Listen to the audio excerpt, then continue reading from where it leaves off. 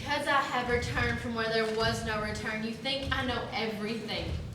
And you crowd me, bursting with your questions you cannot even formulate. You think that I know all the answers. All I know are facts. Life, death, truth. I returned for truth, for there everything was true. Everything was stamped with truth, immortal truth, clear and sharp without nuance or measure. Pure cruelty, pure horror. Who could bear to face the truth in that cruelty? Close eyes forever or look on wide-eyed, wild-eyed, the only choice, the only chance. The light seared the eyes that dared to seek. So why should I speak?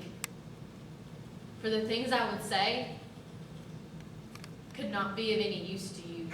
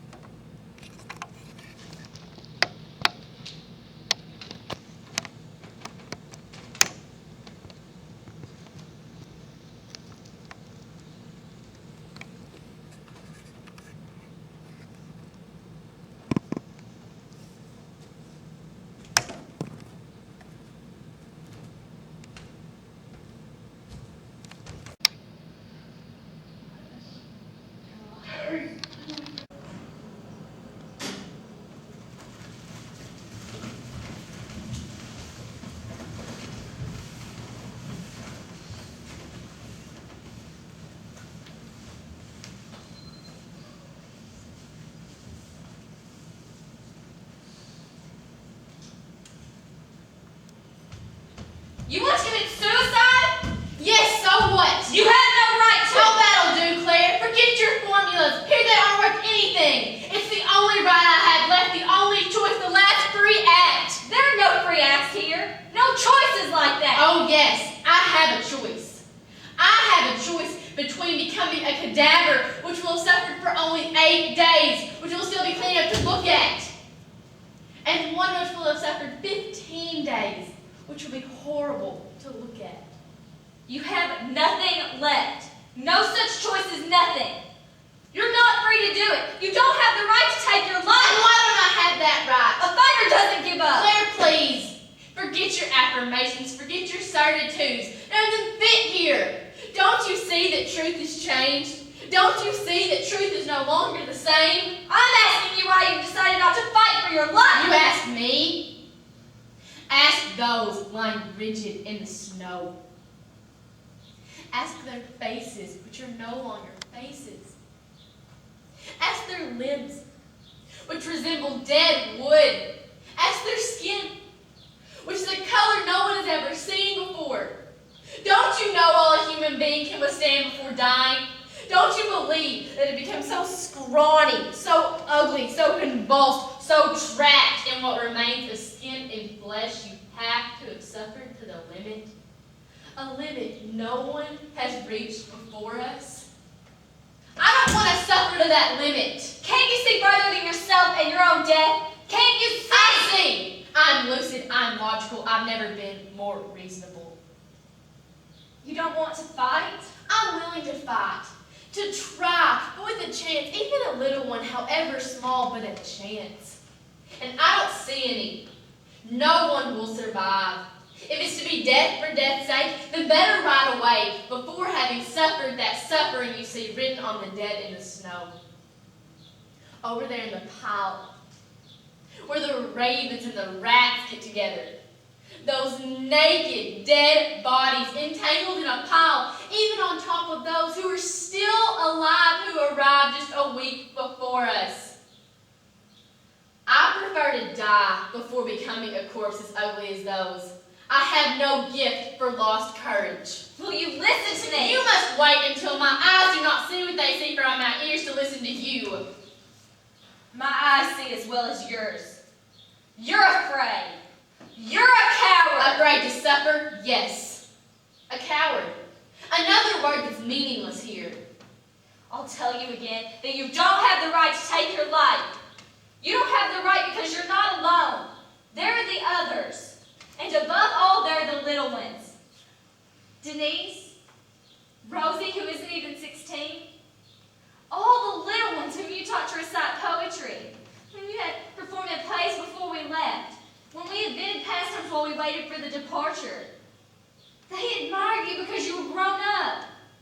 They listen to you, they follow you. If you die, they may imitate you. Suppose that among them there is one with the chance to come back. Just one. And that because of you, she loses that chance. Even if you were to die in 15 days and become as tortured a cadaver as those, you have to stand here. What good will it do? None of us has a chance. There must be one who returns. You or another, it doesn't matter. Each of us expects to die here. She is ready. She knows her life doesn't matter anymore. Every one of us looks to the others. Would you want millions of people to have been destroyed here, and all those cadavers to remain mute for all eternity? All those lives to have been sacrificed for nothing? It's exactly that. For nothing. To die here in this place, whose name we don't even know. Perhaps it has no name. There must be one who comes back who will give it its name. There will be one who will return, and who will talk, and who will tell, and who will make known. Because it is no longer we who are at stake. It's history. Haven't you heard them, the dying, who all say, if you return, you'll tell? Why do they say that? They say that because none of us is alone. Each of us must render an account to all the others. The others? Other people in other places. To us here, they have lost their reality. Everything has lost its shape, its depth, its sense, its color. All that is left is the amount of time we must suffer before dying. Yes, the others. The people you know. Your friends. This one or that particular one have lost their reality. But I speak of men. Of the men of the whole world. Those who are now and those who will come afterward.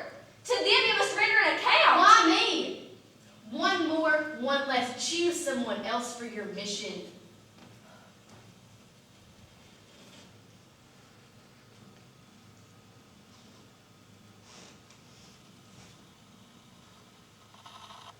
We arrived 200.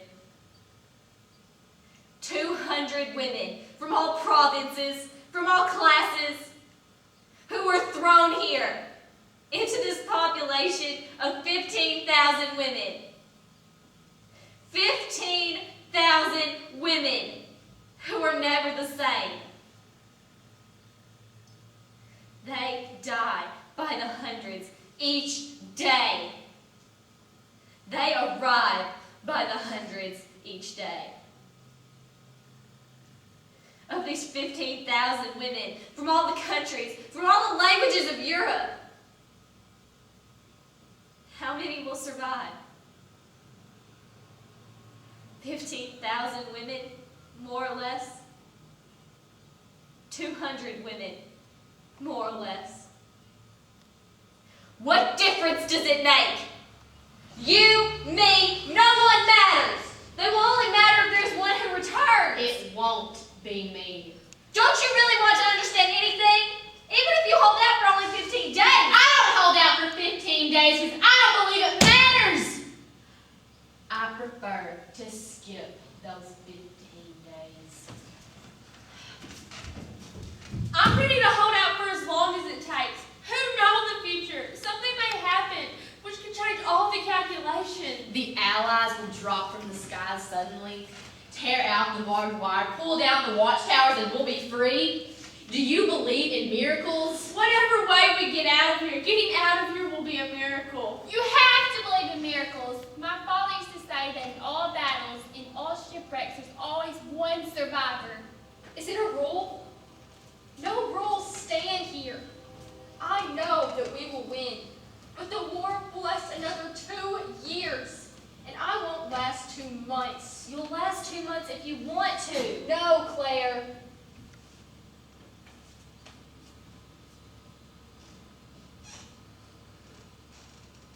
Until we came here, I believed that a man, a woman, could be stripped of everything, could lose everything, but could still keep her pride. When I joined my resistance group, I thought of torture. I thought of it a lot, so as not to get caught unaware, to get used to resisting it. And I acquired a certain strength, the certainty of resisting torture. Before, I was afraid. I was especially afraid of myself, afraid of weakness. That is why, until we came here, I believed that nothing could strip a human being of his pride. Nothing. Except the dysentery. You can no longer look at yourself as you gradually dissolve, turning into dirty water. When diarrhea is dripping from you night and day without being able to do anything to stop it, to hide yourself, to wash. My strength is ebbing. It flows right here, right now, as I stand still, because if I move, it will be worse. I am turning into dirty water. My strength and my will are going. I am emptying. It is normal for life to expire through the lips, in the last breath, for it to go through the intestines. That is complete humiliation. We've been here for 8 days. We've already lost 10 of our group. What did they die from so quickly? What their eyes saw made their hearts burst. It was the old ones. You're young. You too, Yvonne. Death will be coming more and more quickly. There are some who no longer have the strength to stand on their own feet. Every morning at roll call, they fall. We help them stand up again today. Tomorrow, we won't have the strength to help them. See, Claire, I'm not rambling. Since you've decided to die, a little sooner or a little later doesn't matter. Make it a little later, for the sake of the one who has to return. Claire is right. If there is only one chance to get out of here, and for only one of us, we must force that chance and help the one among us who will have it. There must be one who returns.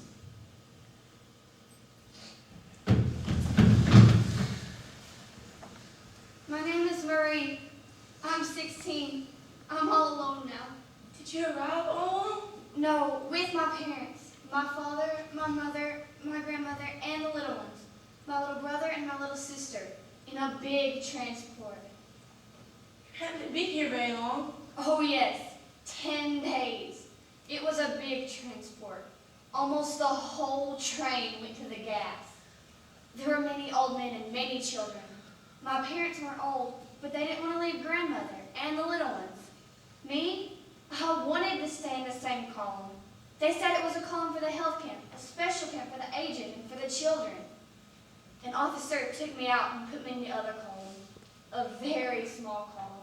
The only person I knew was a girl of my own age who traveled in the same freight car. Her parents had been taken too, so we stayed together until this morning.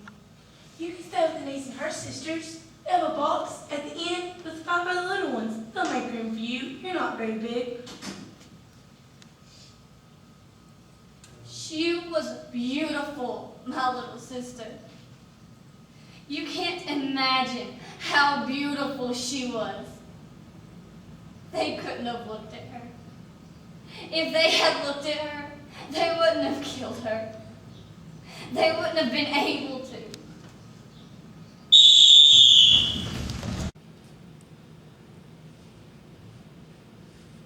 There are only 2 options, life or death.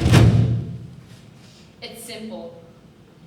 There's only one penalty, death. Death if you break rank, death if you drag your feet, death if you don't run fast enough, death if you don't understand an order or an insult, death if you can't stand still for 5 hours in the cold, in the night. Death if you catch cold. Catch cold.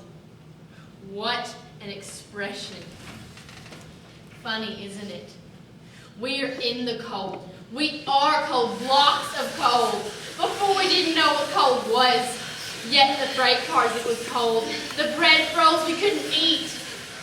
Here, blades, needles of cold pierce you straight through. Jaws of cold crush you.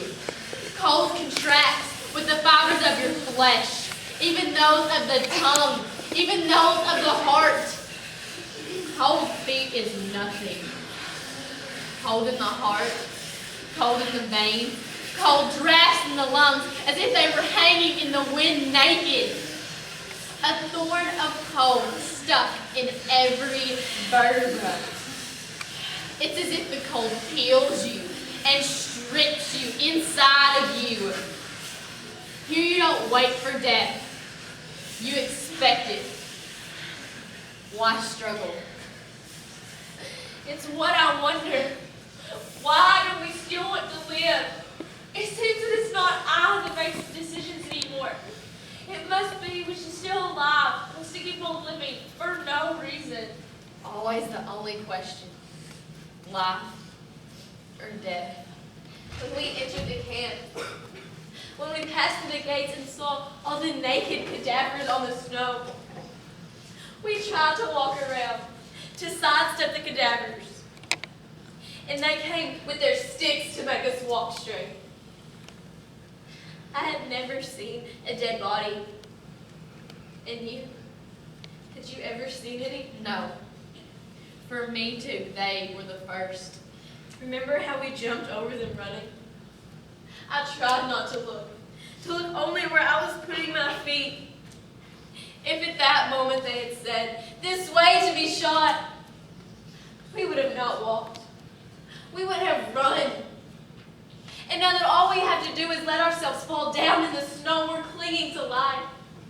I think the way you do, Francois, and if it were for nothing... You must make a bet with yourself, Monet. Is that what you're doing? Yes, right now. Claire convinced you? No, you did. You would have preferred to have been shot when you arrived, and now you want to live. I won't leave you. Claire left her place. I don't see her. Sylvie broke ranks to use the ditch. A capo with a stick started beating her, and Claire ran to pull Sylvie away from her to bring her back to the road. The capo left Sylvie and turned on Claire. She's striking her on the head, on the chest, on the eyes. Oh, Claire's furious. She's giving it back to the capo blow for blow with her fists, with her feet. The other one won't stop either. I can't believe Claire is so strong. There's another one coming. The two Furies are trampling her. They're hitting her head over and over. Who's going to Claire? Dear Father, do not let me become evil in this place.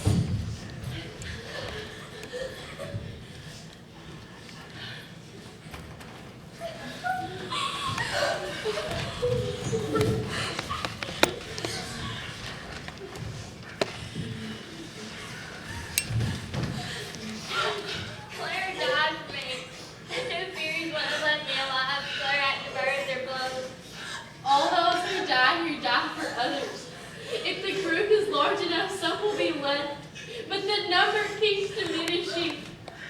The screen the others form between death and each of us tears more each day. And soon there will be nothing between us and death. And soon it will be our turn. My turn.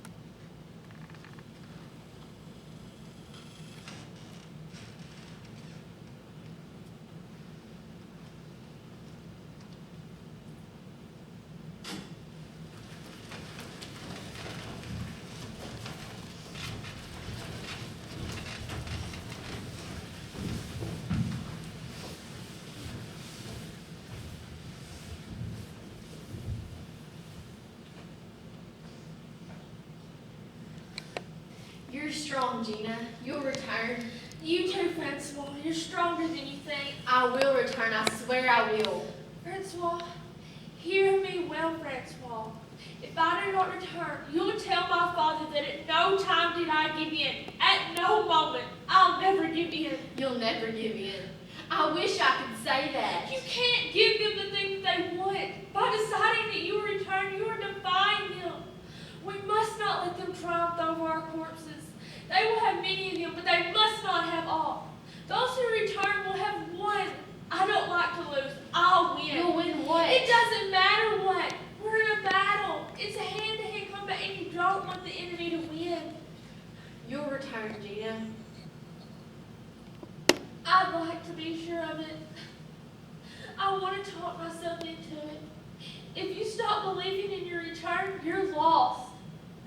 I believe in it in spite of everything. But swear to me, if you return without me, you'll tell my father the truth. Don't hide anything. You'll have to tell the truth, even to the mothers. Would you be able to tell Claire's mother how she died? I will do it. I will do it because it has to be done.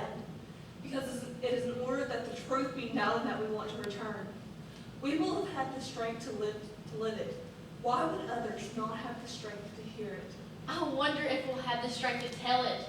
And they won't believe us. They'll think that since we have returned, it was not as terrible as we say. By returning, we deny our own story.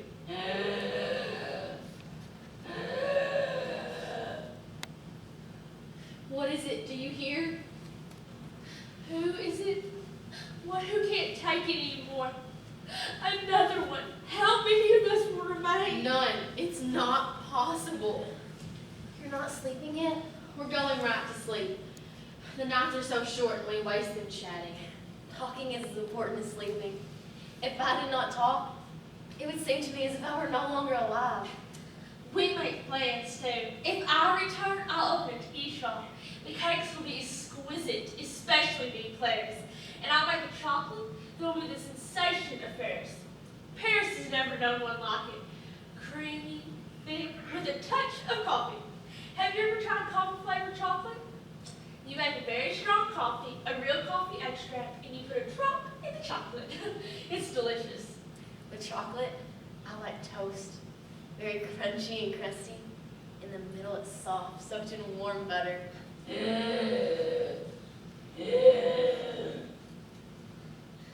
think someone's dying? Who's dying? When we heard they were in Paris, my husband went to get cement and bricks for my brothers. He's a builder at St. Martin. It's a mile away, so we had to take the cart. I was in the garden. I was gathering chives for our salad when I saw him come back, put the cart away, start mixing the cement. What are you doing? Bricklaying at this hour? It's almost lunchtime. Pay no attention, he answered. He went down to the cellar with his hod. He came back up for a quick snack and sent me to call our nephew, help him carry the bricks down.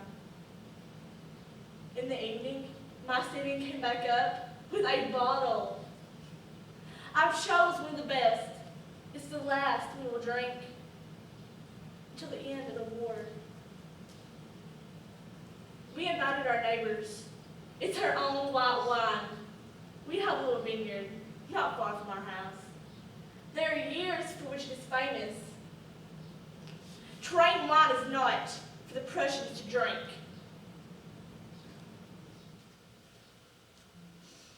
My husband had walled up the cellar. Lovely work he did, really. You would not suspect anything. He even made water stains. Meanwhile, we returned to drink it. Never. How can you say that, Elizabeth? Look at my legs.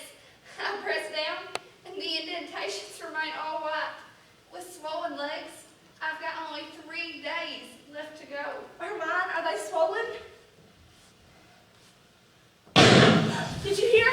What is it? A prisoner going toward the electric barbed wire to end it. A guard shot before she could touch it. With spotlights covering the camp, the guards always see them first. Attempted escape, they say.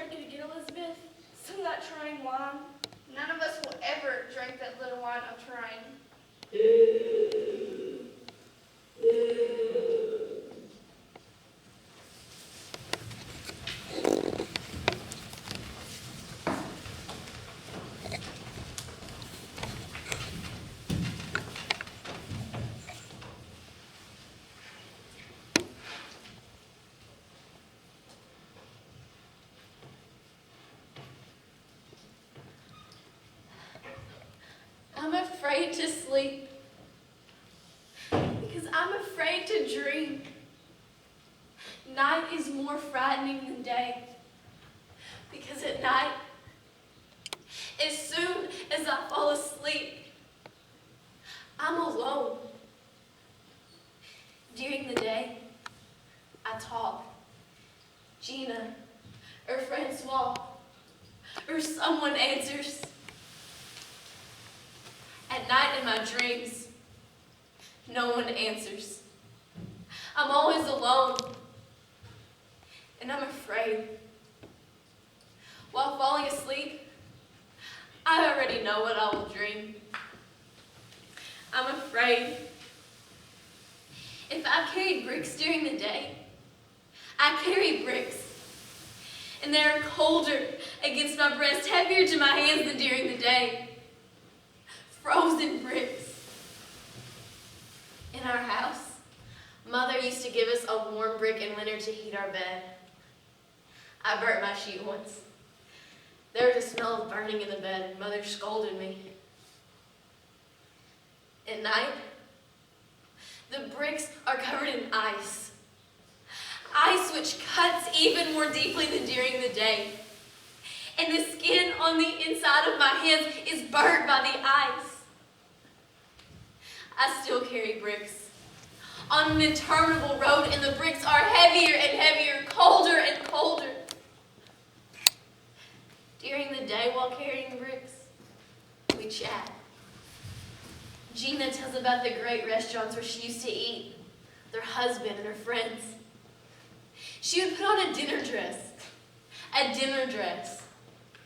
black, with just one jewel. She must have been elegant, Gina. She must have been beautiful, all dressed up with her hair done. Francois tells about her trips. At night, there are just the bricks.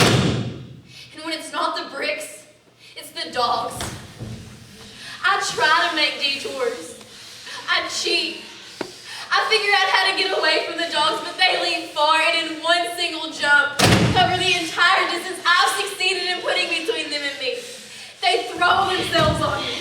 They're enormous dogs, and I feel their warm and repugnant breath. They're panting on my cheek. I'm petrified with fear. It's impossible to escape those dirty beasts. Their breath on my cheek is so strong that it awakens me. And then I understand that it's the breathing of Renee or Agnes who sleep next to me. I reassure myself and tell myself that I have to go back to sleep. Otherwise, I won't make it through the next day. But I'm afraid. I'm afraid that this time, it will be the mud. The black mud. Sticky and icy when the ice melts as the day progresses. A lake of mire that extends as far as the other end of the horizon. I swirl in the mud. I go in deeper and deeper and can't get hold anywhere. There's nothing to hold on to. I'm afraid to have it in my mouth. I want to cry out for help, but I hold myself back. I close my mouth tightly because the mud is level with my lips. I'm too scared. I scream. The mud goes down my throat, through my mouth and my nostrils, fills my stomach with the stinking gurgling, and suffocates me.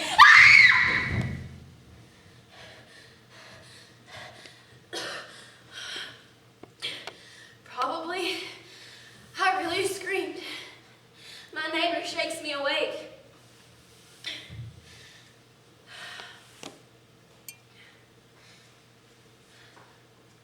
The most atrocious dream is the one when I come home. I come in through the kitchen.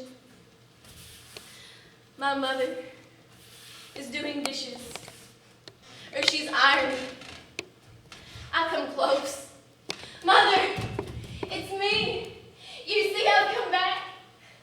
Oh, Mother, I was so afraid I wouldn't come back, but it's true. This time it's true.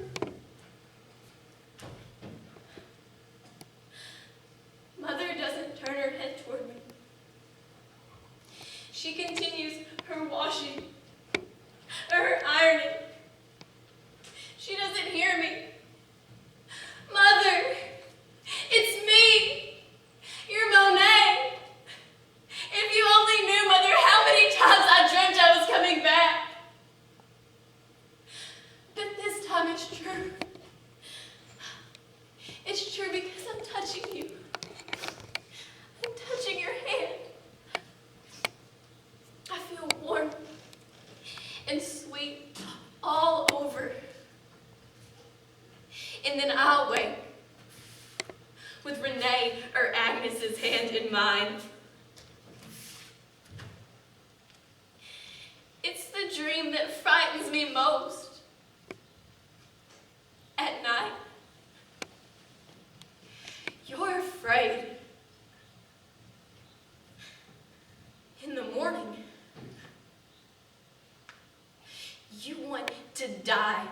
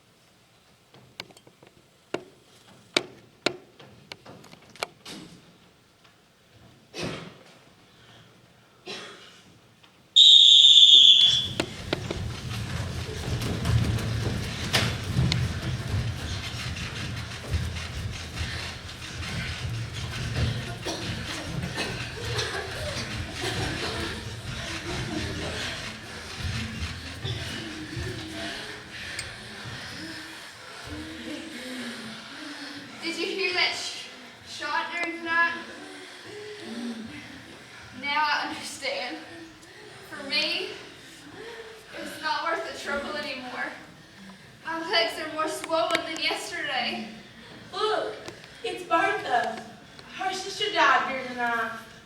Didn't you hear? She groaned almost all night. But then she was quiet, and Bertha held her tight to keep her in cold too fast. This morning, we had to pull apart her arms to take Dee away. Now Bertha is carrying Dee outside. She's laying her down along the wall of the barracks. The snow is clean there, thick, soft, and almost gentle. Go help her, Agnes! Take her in as she comes to roll call. She won't want to leave Dee. Make a place in the middle for Bertha. She's frozen. No! Leave me alone. Let me die of the cold. Dee is much colder than I. She is cold forever. She's in the snow forever. No, they're going to take her away and put her on the pile. Oh, Dee, my little one. Don't think about it, Bertha. Don't think about it like that. Think about how she was before. How am I to go back with that Dee? How do you want me to do it? My father will never understand. Yes, he will. He'll understand as long as you yourself return. We'll all go with you to tell him. Let him at least find one of you again.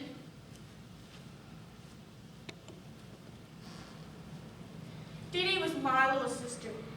She was my daughter, my child. I brought her up. I was the big sister and little mother. I brought her up. I was 10 when her mother died giving birth to her. She wanted to return with all her heart. She cheered me up when I weakened. If only you knew how cheerful she was. You've been in prison before we left. And last night, she said to me, "Don't leave me, Bertha. I need to know you're next to me. Put your hand over my heart. Do you feel it beating?" "Yes, Dee. I feel it beating. It's beating strongly." And then, she didn't speak anymore. Her mouth was all dried up. She couldn't swallow. Her throat was so swollen. I passed my wet fingers over her lips. And during the night, I felt her lips grow cold. And now I've left her. Cry, Berthine. Try to cry. The dead here should not be deprived of our tears. Cry, even if the tears freeze on your cheeks and you do not taste their salt. Cry, it'll help pull yourself together. You must help us now. We need you. No one needs me anymore. Yes, we do now. Your father will later. What will I tell my father? Here I am, but Dee Dee stayed behind. She was taken for a work team. She spent the whole day under the hail of melting snow. She was soaked. Her dress never dried again. I couldn't change dresses with her. Mine was soaked too. She had a fever for 3 days. I knew what she had. I heard it whistling in her chest. I had nothing to care for her with. My arm to make her walk to work is about everything. To make her stand is about everything at roll call. She had a fever for 3 days. And she's dead. Pneumonia. Why her? Why her and not me? She won't leave me, Nazu. My little darling, I won't let you leave me. No, Renee, we'll never leave each other. We came together, we'll return together. Be brave, Berthine. How am I to live with that beating? After abandoning her in the snow in the night. Hold on, Bertha. Hold on for another hour, another minute. 1 minute at a time. Don't give up.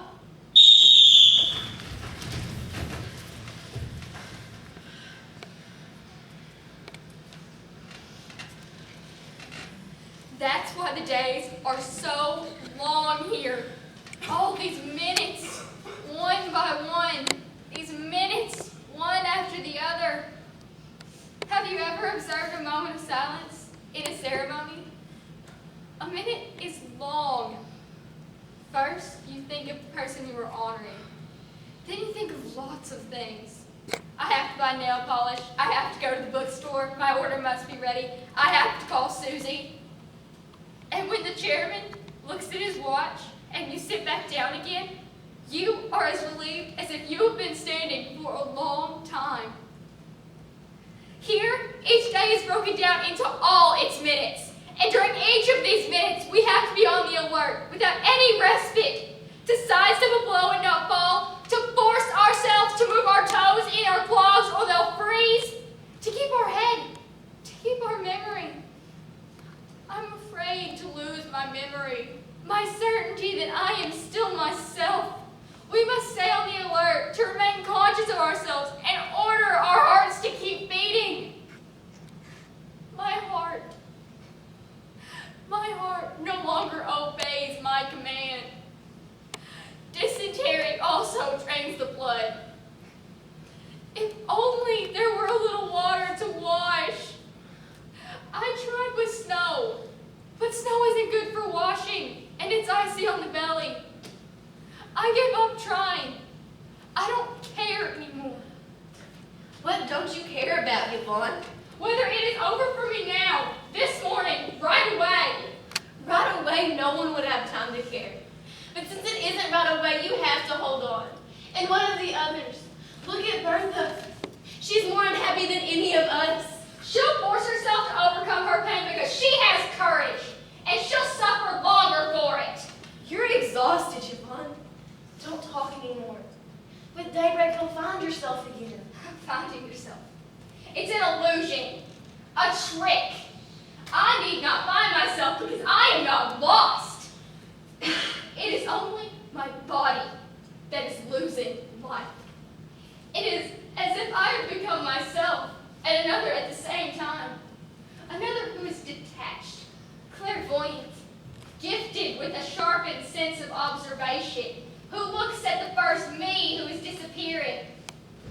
I look at my body disappearing and I don't care. I only wish it didn't take so long.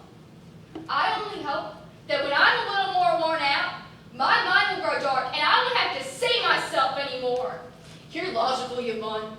It's frightening how logical you are. No one can answer you back. You have to pray for her. Oh, Mother, do you think God hears our prayers even from here? Yes, my daughter. God hears everything, especially the call of those who are suffering.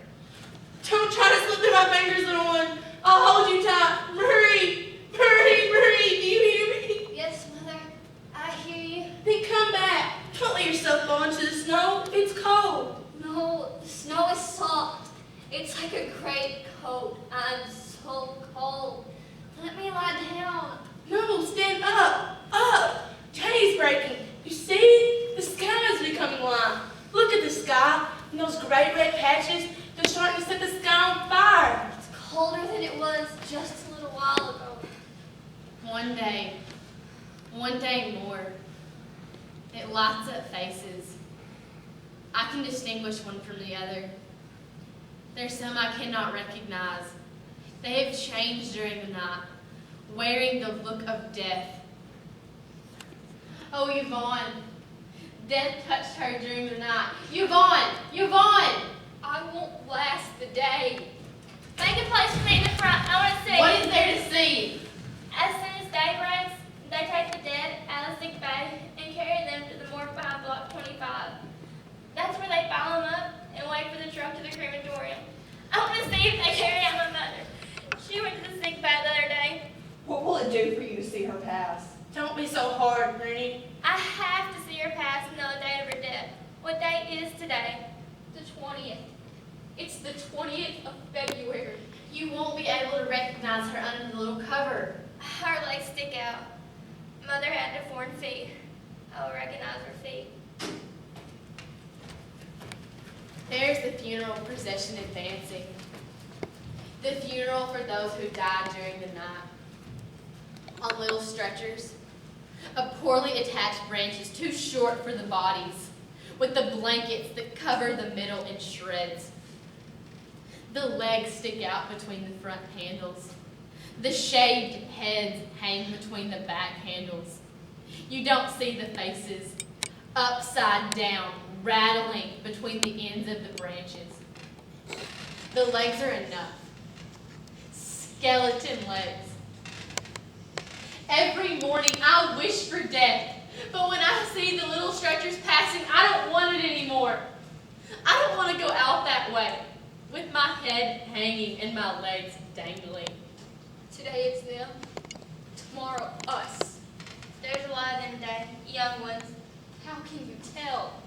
By their tender feet. They didn't last very long here. The skin on their feet is still soft. I'd rather die outside than the sick bay. No, not the sick bay. Better standing up. I prefer lying down. After roll call, I'll join the column for the sick. I can't stand up any longer. Stay with us, Yvonne. Stay another day. Maybe tomorrow you'll be better.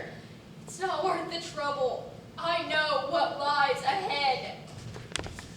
My God, grant that this day does not separate my Helene and me. Grant us that we both live through it. Stand your own way, pass, Marie.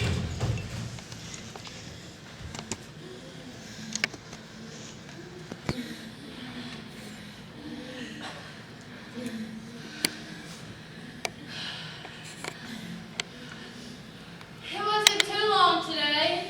Monday they rush it. They're hungover on Mondays. Today's not Monday. It's Wednesday. No, it's Monday. I'd love to have a hangover. Just have every hair on my head hurt. If we had hair, we'd feel less cold. It's the temples that ache. It feels as if my head were caught in a big nutcracker and my skull was splitting apart. They're calling for the sick bay.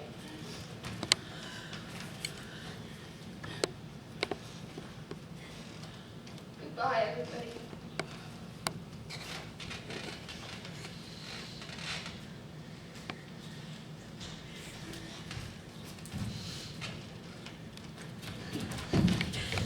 Let me go, Renee. Stay here, Marie. You hear me? You want to come with us? You will stay with us. I can't take it anymore. If I could just lie down, I think my strength would come back. Strength doesn't come back when you're lying down. On the contrary, the bed weakens you, especially that bed. Strength is in your mind. Be strong, Marie. You have to return too. No one is waiting for me. I'll have no one at home anymore. Please let me go. Let her go, Renee. They were supposed to come out of sick bay. They come out feet first. Mind your own business, Monet. Don't you know in the sick bay you catch all kinds of diseases? We're the dying ones, the delirious ones. The ones that are burning up one day and frozen the next. Marie can still hold out. Can't you, Marie? Maybe tomorrow will thaw a bit. And me? You would prevent me from going to the sick bay? Think of your mother, Monet. I don't see my mother anymore. Last night, I dreamt that I returned home, and that my mother didn't look at me. Or rather, I didn't recognize her face. Our mother's too must have changed since we left, since they don't know where we are. It's not that I didn't recognize her face. It's more like I didn't see it. I did see a shape. I knew it was my mother. I squinted. I wanted to see her face. I tried until my eyelids ached. My mother's face is disappearing. My mother's face doesn't disappear ever. And since when are you upset by a dream? I've lost my mother's face. Stop saying stupid things, Monet. Take your place. The lines are moving. Get a hold of yourself, Monet. You had more spirit before. You were supporting your bond, and now you're letting yourself go. Your bond was It's a courageous. bad dream the day will erase. Look at the daybreak, Monet. Another day. One more day.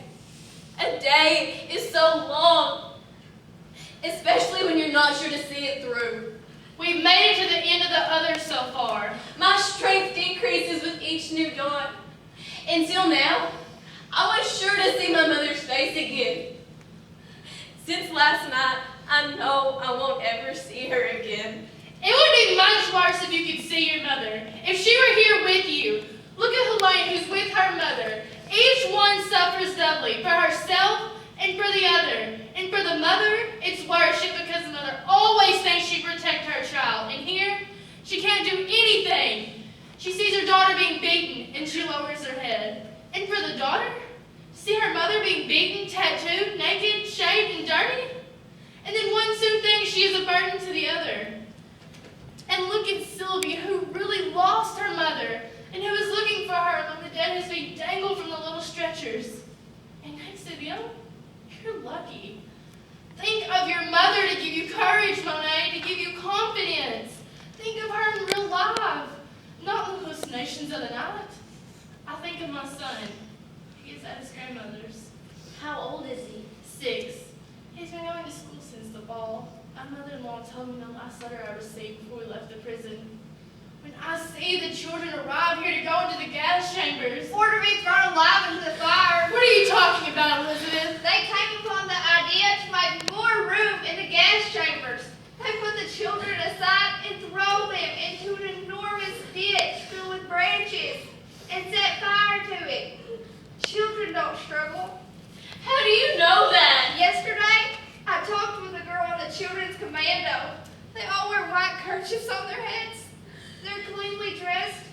They're called the white kerchiefs. Keep your news to yourself, Elizabeth. Don't you think we know enough? But Gina, we must know everything. When I see the children arrive here to go into the gas chambers, I tell myself, I can never love my son enough.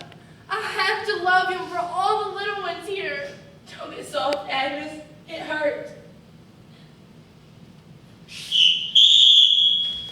This time we're moving. Who is it? Is she from our group? Isn't it Lori?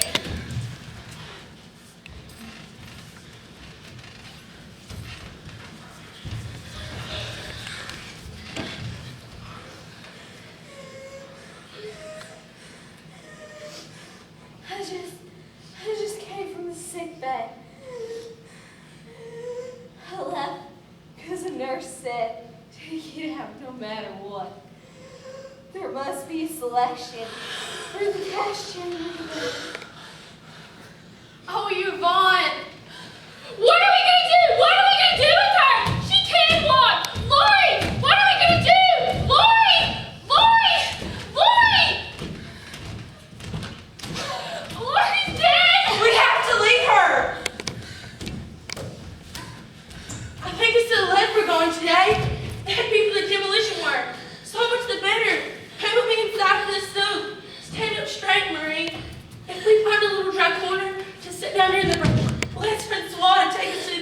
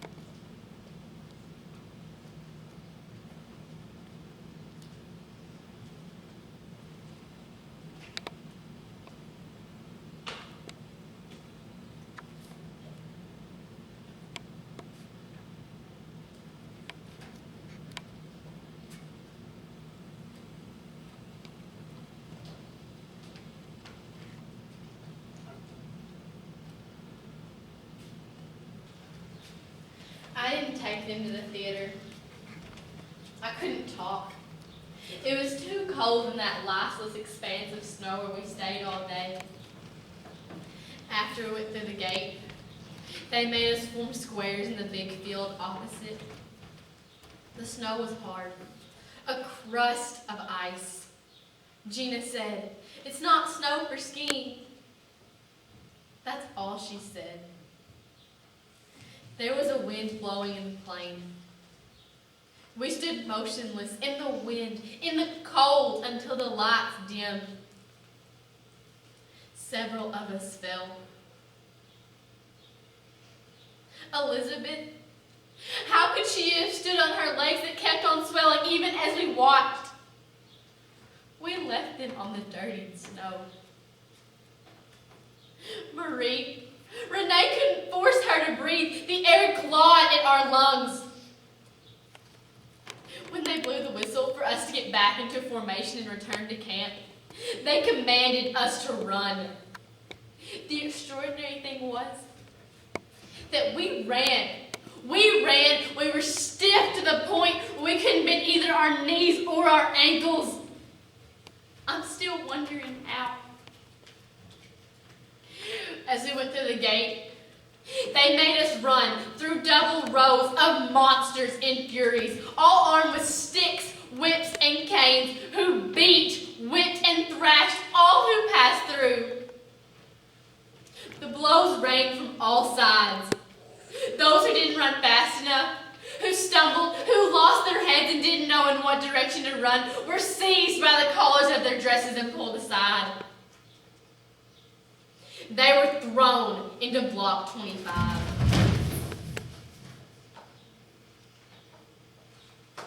14 of us were taken that day. Helene's mother was among them. Rennie, who tried to drag her away, she lasted a long time. Helene didn't. They both died of typhus.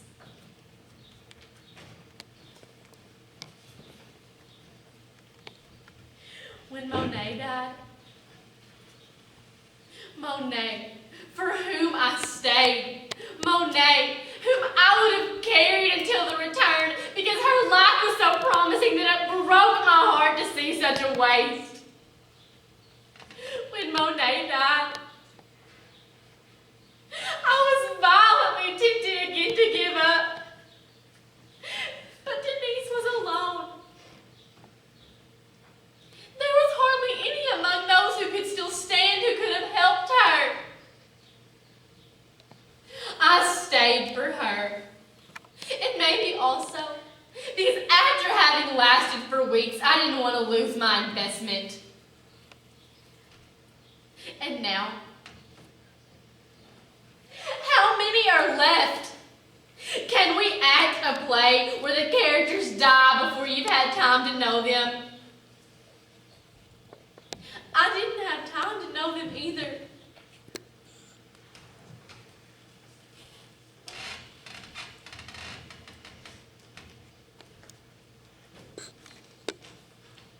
We've been here for 70 days, more than 2 months. At the beginning, we would never thought it possible to last so a long time. Now we is Gina, Francois, and myself. My sister is dead. The others are dead. All of them. All the others. Dead before our eyes. Like Renee, who fell one morning in the swamp. How did she manage to walk there that morning? She didn't know what she was doing anymore, where she was, or who she was. It was because when she arrived, she made such a strong vow to hold out at any price, at any cost, that she held her will until she fell. None of us could come close enough to her to touch her hand. She stayed there till night.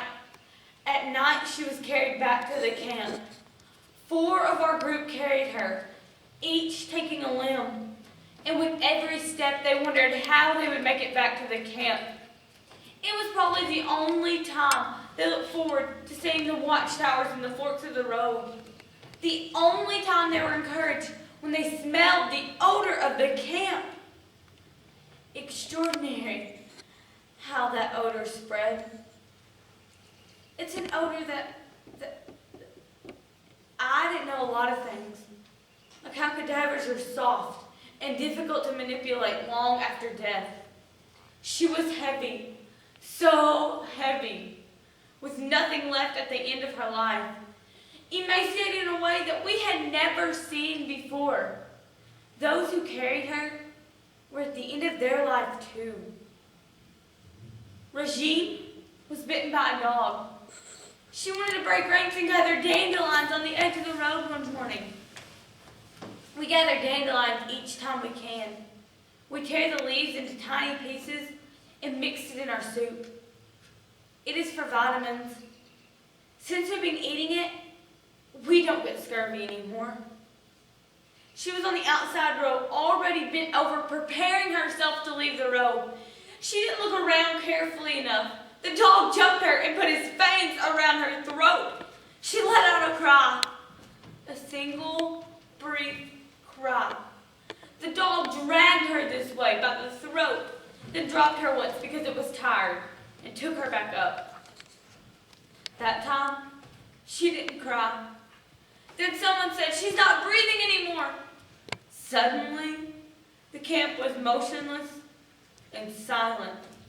The screaming of the guards didn't even break that silence. It was unbearable. We couldn't keep our eyes off her throat, and we were saying over and over, "Don't look!" We were almost all used to looking far away since we'd been at the camp. Those of us who remained. Far away into space, of course, in time, not 70 days. We kept a count of the days for us not to feel a break in time from what we were before to what we have become. It has happened that we discussed a whole day imagining that we had made a mistake in the count. But there's no mistake. 70 days. And now it's spring. The spring of this place is not shown by the change on the leaves on the trees. There are none at the camp. The snow has melted and the mud has replaced it. The mud is dirtier, it is colder. We lose our clogs in it and have to go in with both hands to get them out. Mud retains an odor. Smell of dysentery. With the coming of spring, it is less cold. At night when we go out for roll call, we stand for hours. I say hours because they are real hours. From 3 in the morning to 7 in the morning. Those are real hours, standing, motionless, with the wind lashing us, or the icy rain pelting us. The nights in April are cold, particularly at daybreak. The mud has changed to dust. The same feet going over the same spot, the same roll call square, stirs up a cloud of dust, and not a blade of grass shows at the camp. Nothing. But at least you can sit in the dust. Spring's also brought to the swamps so that we don't carry clods of frozen earth, we carry wet earth. It is less difficult to dig up, but heavier to carry. Spring thawed the ditches, and at noon, during our break, we can wash ourselves in them. It's the only water we have. You mustn't drink it. It smells rotten. Some did try to drink it, but they're dead now. They would have died in any case. Once, I wanted to stop my sister from drinking it. There are those who died of thirst, like Bertha. Her lips are all chapped. She couldn't talk anymore. She had no saliva left in her mouth. She lasted a long time. She must have been so afraid. Her eyes had grown bigger than her face. I don't know when or where she died, or if anyone was near her. There are those who were taken in the great race, the day of the great roll call in the field of snow, and who died in block 25. There are those who died of typhus. That's the best death here. You're delirious almost immediately and soon fall into a coma. But the others, all the others, they died of the life here. Why them and not me? Impossible to know, for I was neither among the strongest nor the bravest. How many of us will remain? How long will we stay together? The three of us? 3 is very few, not even a row. In the beginning, when we were still many, the camp seemed less hostile. Day and night we heard our own speech. Now our very language has vanished. We 3 that remain, we went 2 months. We 3 that remain, we speak constantly. To your own voice, to your words we understand, and perhaps to make ourselves believe that we are still many. We cannot deceive ourselves here. At night you have nightmares. During the day there's no place to take refuge. We cannot escape into the imaginary. To think of other things is impossible. Impossible to live as if it were not you that were there. They will also ask, when did they die? I don't know. All the days are the same. My sister died in the sick bay. She decided to go when the boils on her legs became infected. We didn't have a piece of rag, a drop of water. The swamps are still iced over. We 3 that remain, we went 2 months without washing anything, not even our fingertips. At night, after roll call, I sometimes succeeded in slipping over to the sick bay. But when I told Gina that a rat had eaten Monique's ear, and Monique wasn't even dead yet, Gina forbade me to go back. You think that she went quickly? Last time I saw her, she could even raise her hand to place it in mine. Stop taking roll call of the dead. You have to defend yourself against those who have died. You must wait till we're back home to remember. Do you think that each day I can wait for another tomorrow without thinking once of my sister? You have to, or give up any hope of living. You have become hard, Gina. Hard? I'll have to keep being that way for a long time. How will we live afterwards? We come back so hardened. I tell myself that if I could cry on my mother's shoulder, tenderness and weakness and pity would come back to me. You have a mother? Me, my father. If we come back, I'll share my mother with you. All our sentences start with if we come back. We must say when we come back. What will we do when we come back? There are days when I see myself coming back, but I can't see beyond that. I can't see myself getting back into the routines of before. It would be easy if we found what we left. If we could just take up where we left off. Like after having come home from a long trip. But my home will be missing my husband. No, I don't know what I'll do. I can't see myself for the rest of my life without my husband. For me, it's as if I never lived before my marriage. Everything begins with honoring. But here, we never evoke anything but our childhood. I never think of honoring. And you, Paul? No, never. It's because it's too painful to remember love and happiness here, and to know we'll never be found again. We think only of our childhood years which are past, when everything was simple and unshadowed. It isn't the order of things that they should pass. I think of my mother. So do I. And I even forget that she's dead. She died last summer. Last summer. We could say a century ago, a world ago, a life ago. You, Denise, you'll take up again quickly. You'll see. Your life hasn't even started yet. When you return, you'll begin life. Life will be much harder for me than for you. You learned how to live. I was going to school, and I won't be able to go back. I know too many things to go back to studying. I'll be old next to the other schoolgirls, and I'll miss what I haven't learned in school for the rest of my life. You can study in other ways. There are books.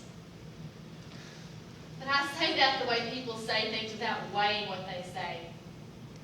Will we be able to get interested in stories and books? We'll have to learn to live life all over again if we come back. When we come back. You know, Francois, I tell myself often, if I come back, when I come back, I'll read all the books that Francois told me about. But reading books isn't enough. You also have to do something in life, to have a career, to earn a living. Earn a living. It's strange to say that here. I don't know what I'll do, what I can do. I have no idea. I envy you. At the worst moments, when all our comrades were falling, when several fell every day, I envied you, Gina and Francois. If they die now, I thought, they will have lived. They will have had something.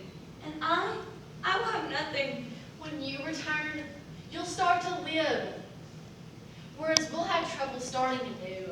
And everything we've learned since, Do you think what we've learned here is useful in life? everything a person learns in life is useful. You think so, Gina?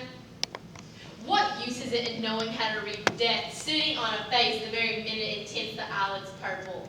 In life, those who are dying are in a hospital or at home in a room with little bottles on the night table, flowers.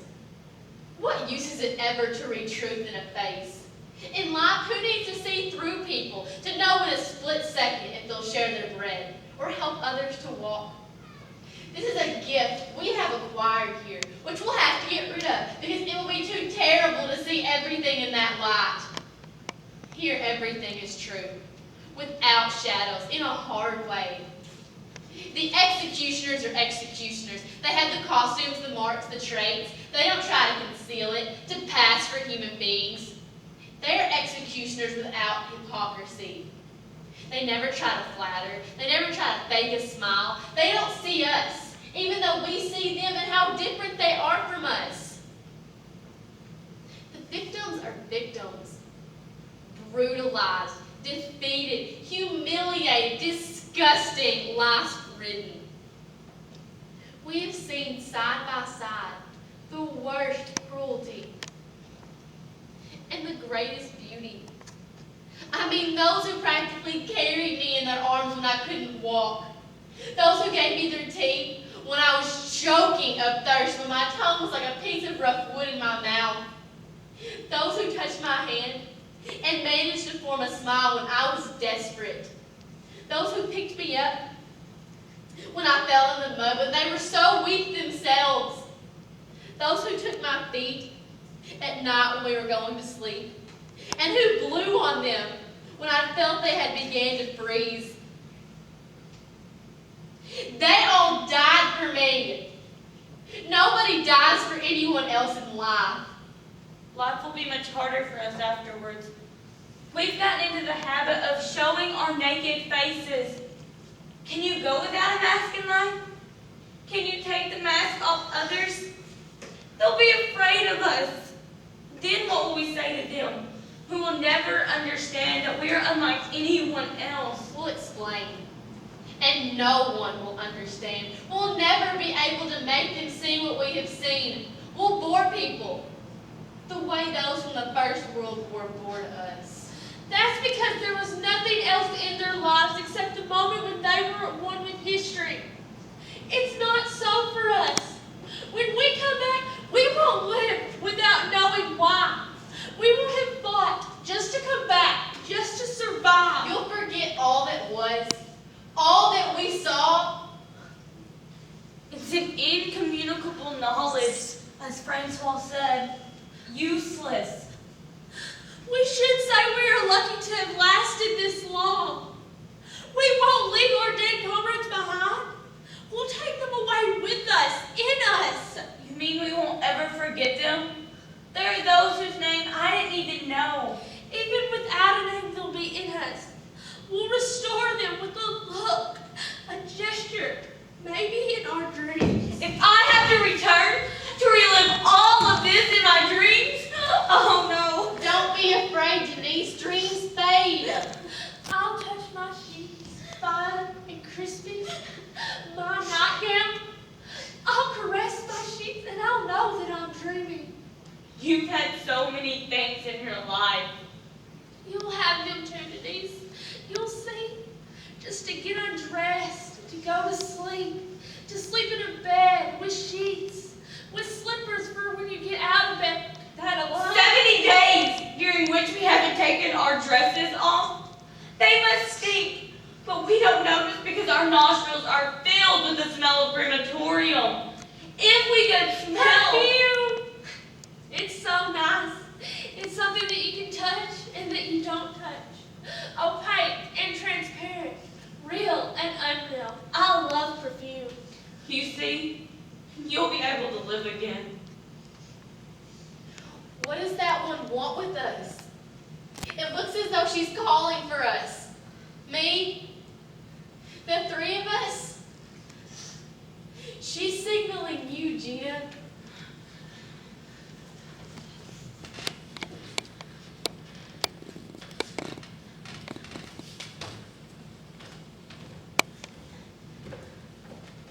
What could she want with Gina? Do you know her, the big capo? By sight, it's the capo of the white kerchiefs.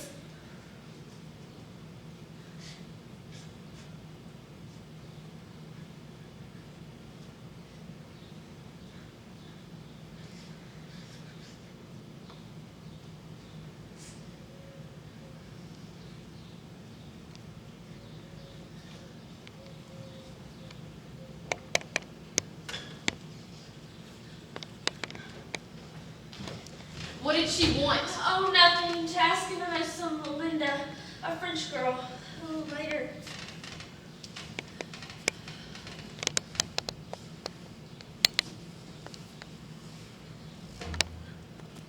It was almost nice today. When we were taking a little walk, Denise and I was thinking that a night like this, a spring evening, would be marvelous for a walk in the park. Green lawns, maybe tulips. The chestnut trees must be in bloom now in Paris. From my window, I used to see the Chaumont. I think it was the most beautiful park in all Paris. I don't know the place. I'd go to Luxembourg, sit on a bench with a book, and the noise of the water in the basin of the fountain. At home, we used to walk on the mall. It's a big street with green walks under the plane trees. They're very tall. They're very beautiful, especially in spring when the leaves are like fine lace. We have privileges now that we've been here for so long. 2 inches of hair gets us as much respect as a venerable beard. We have a bunk for the 3 of us, and no one dares bother us. Maybe it's also because we have become shrewd. We know how to escape from the disinfectant and the clippers. Do you remember the last time when we stood naked outside from morning roll call till evening roll call? How cold it was? And they gave us back our dresses all wet and the lice were still in them? And it was Renee who said, "Cabbage soup, margarine, or naked women. I don't want to see any more of them for the rest of my life." She was funny, Renee. That day, we had less hope of getting out of here than today. Spring. Without the taste of spring, how I'd like to have a taste in my mouth. After roll call, I saw a Russian woman who works in the garden. She was selling onions. 2 onions for the ration of bread. I had already exchanged my ration of bread for a pair of underpants, the way you told me. If I had known, I would have waited until tomorrow for the underpants. How I'd like to bite into an onion. But when I think of a taste, something good, really good, a fruit. A fish. Gina, give us your recipe for stolen whiskey. I like stolen whiskey the way you make it. Another time. It's getting late. We must sleep. Well, okay. Good night. Sleep well.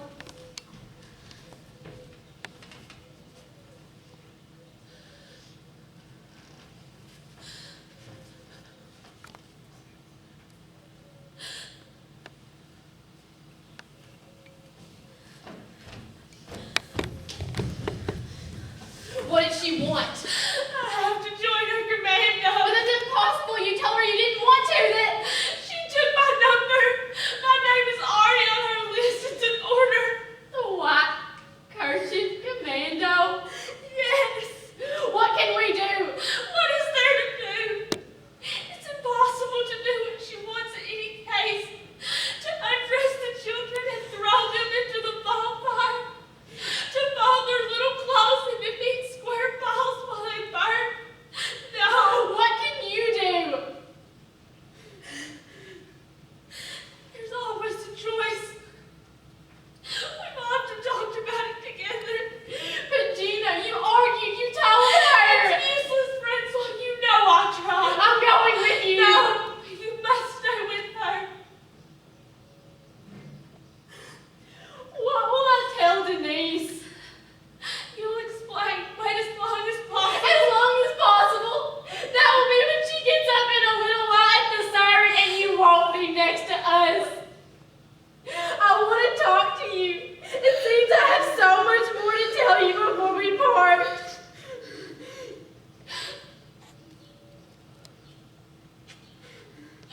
Words are lost to the one who is going to die. Let's just admit that we told each other everything during these days and nights we've spent together. I'll only write on your memory. Memories are fragile here. You'll hold out. The worst is over. Remember what I told you for my father. I remember. I will remember. I'll do everything I can. I give you my word. It's the darkest part of the night. I'm going. No, Gina.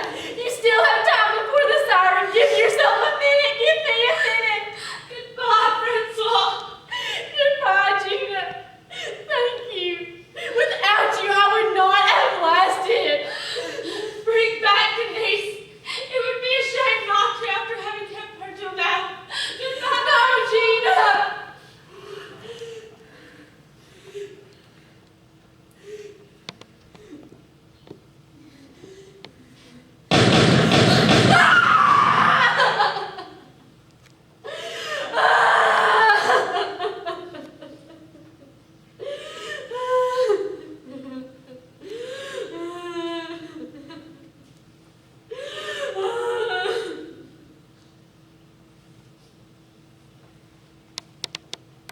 The guard saw her from the watchtower. As soon as she was caught in the spotlight, before she could get to the barbed wire, she was dead before she could die.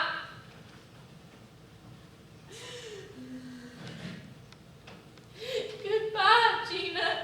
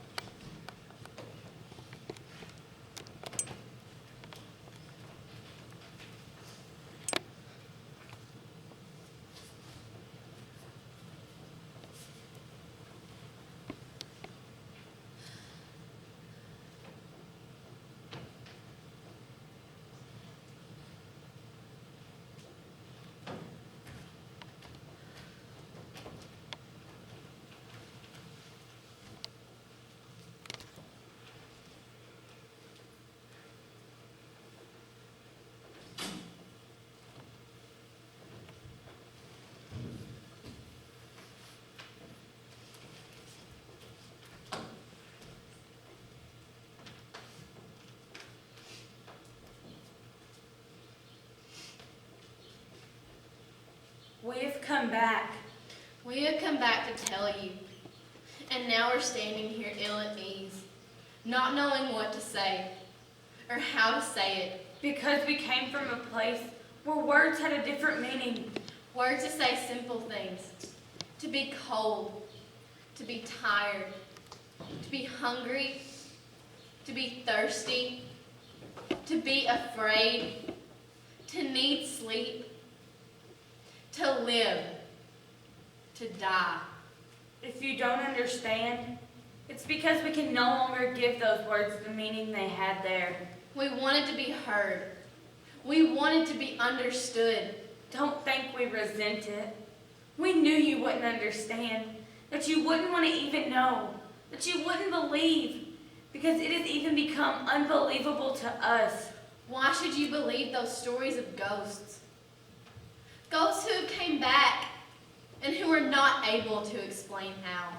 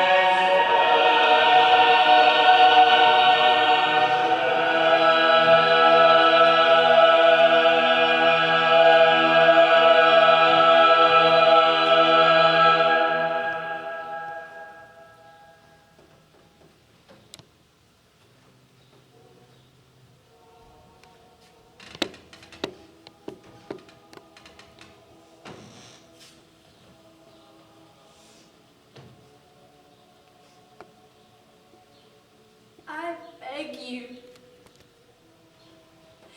do something. Learn a dance step. Something to justify your existence. Something that gives you the right to be in your skin, in your body hair. Learn to walk and to laugh. For it will be too senseless after all. For so many to have died while you live